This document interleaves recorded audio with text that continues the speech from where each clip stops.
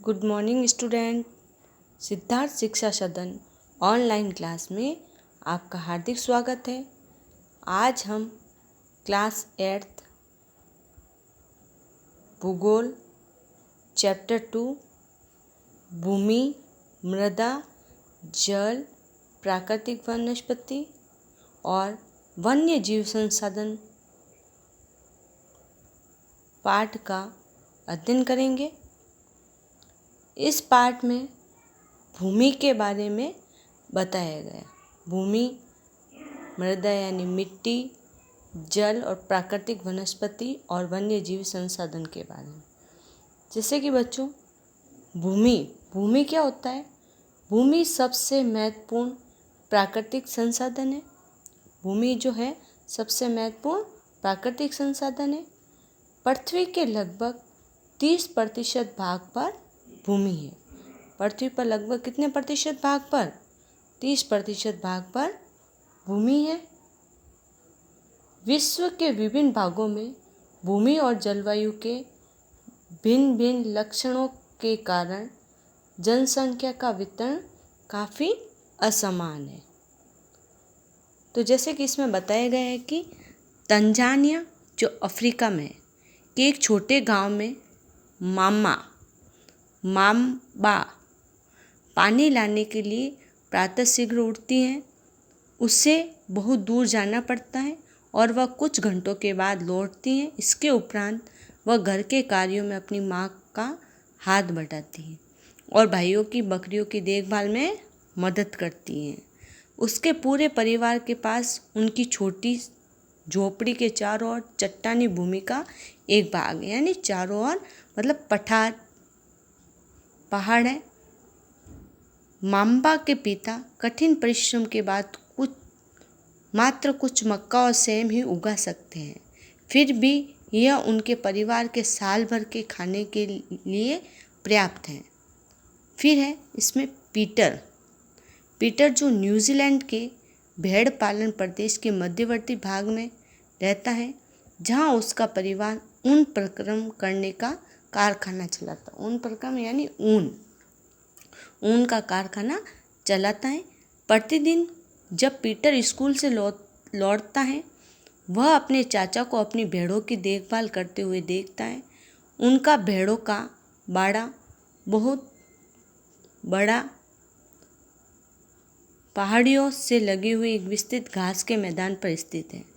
वहाँ नवीनतम प्रौद्योगिकी का उपयोग करते हुए एक वैज्ञानिक विधि से इसका प्रबंध किया गया है। पीटर का परिवार जैविक कृषि द्वारा सब्जियां भी उगाता था। यानी इसमें जो माम्बा है वह घरेलू कार्य में ही हाथ बटाती थी। वह विद्यालय नहीं जाती थी। वह कहाँ नहीं जाती थी? विद्यालय नहीं जाती थी।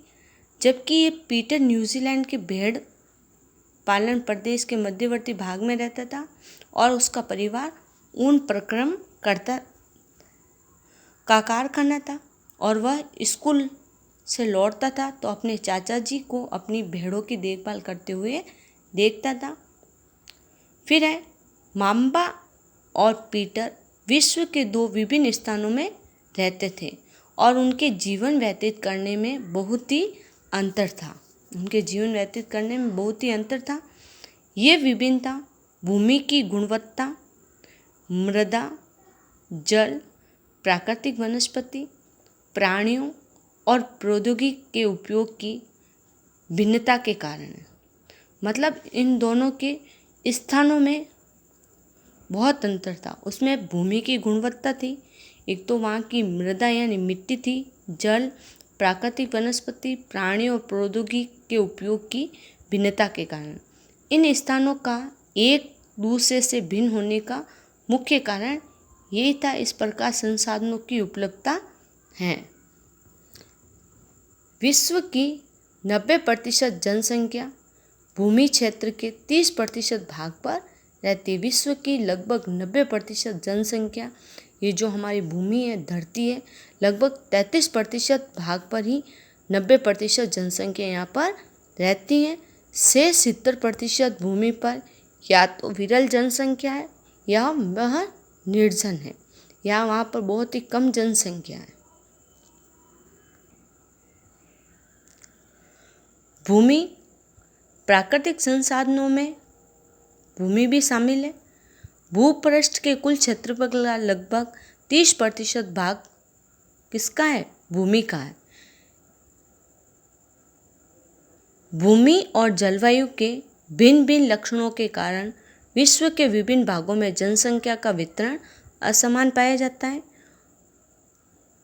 कई भूमि उबड़ खाबड़ है, कई स्थलाकृतियाँ हैं, कई पर्वतों के तीव्र ढाल है, तो कई जलाक्रांत संभावित निम्न क्षेत्र हैं, कई मरुस्थल क्षेत्र हैं एवं कई सघन वन क्षेत्र हैं, तो कई विरल और निर्जल हैं।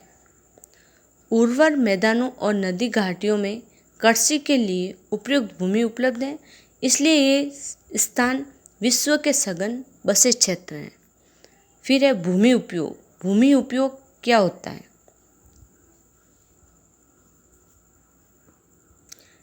जैसे कि भूमि उपयोग, भूमि का उपयोग किन किन चीज़ों के लिए किया जाता है, जैसे कि इसमें बताया गया है कि भूमि का उपयोग विभिन्न कार्यों के लिए किया जाता है, जैसे कृषि, वानिकी, खनन, सड़कों और उद्योगों की स्थापना करने के लिए भूमि का उपयोग किया जाता है। इसे भूमि उपयोग कहते हैं। फिर है भूमि का उपयोग भौतिक कारकों द्वारा निर्धारित किया जाता है, जैसे स्थलाकृति, मृदा, जलवायु, खनिज और जल की उपलब्धता। मानवीय कारक जैसे जनसंख्या और प्रौद्योगिकी भी भूमि उपयोग प्रतिरूप के महत्वपूर्ण निर्धारक हैं। फिर भूमि को दो भागों में बांटा गया है, एक तो स्वामित्व के आधार पर भूमि और दूसरा है निजी भूमि। स्वामित्व के आधार पर भूमि को निजी भूमि और सामुदायिक भूमि में बांटा जा सकता है। निजी भूमि व्यक्तियों के स्वामित्व में होते हैं, यानी निजी भूमि यानी अपनी खुद की, यानी किसी व्यक्ति का स्वामित्व होता है, जबकि सामुदायिक भूमि समुदाय के स्वामित्व में आती है। जबकि जो सामुदायिक भूमि है वह सभी समुदाय के लिए होती है। सामान्य रूप से इसका उपयोग समुदाय से संबंधित व्यक्तियों के लिए किया जाता है, जैसे चारा, फसलों, फलों, नट या औषधि बूटियों को एकत्रित करना।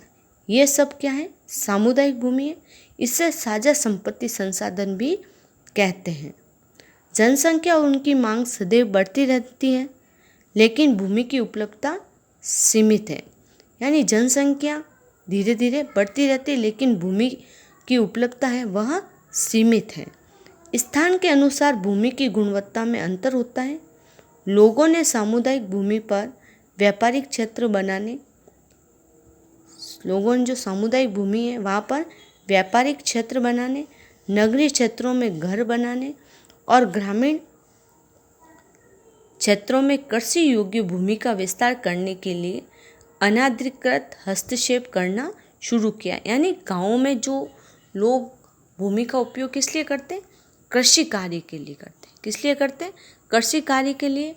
और जो वेस्ट भूमि होती है उसको अपने अधीन कर लेते हैं।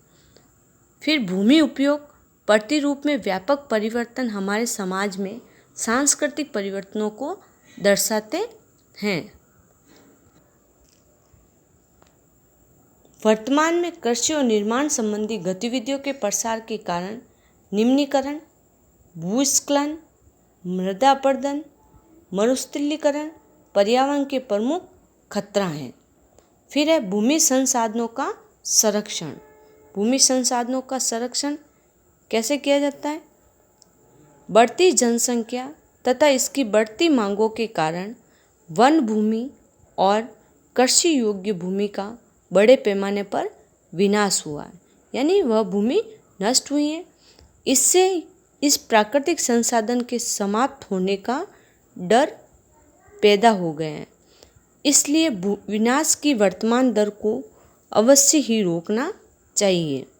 वन रोपण, भूमि उद्धार, रासायनिक कीटनाशकों और उर्वरकों के विनियमित उपयोग तथा अतिचारण पर रोक आदि भूमि संरक्षण के लिए प्रयुक्त कुछ सामान्य तरीके हैं। यानी भूमि संसाधन का संरक्षण विभिन्न प्राकृतिक संसाधनों के बचाव हेतु भूमि संसाधन का संरक्षण किया जाता है। यानी हम भूमि का उपयोग किन किन कार्यों के लिए करते हैं। जैसे भूमि का उपयोग हम कृषि कार्य के लिए कर सकते हैं, वानिकी, खनन, सड़कों और उद्योगों की स्थापना करने के लिए कर सकते हैं।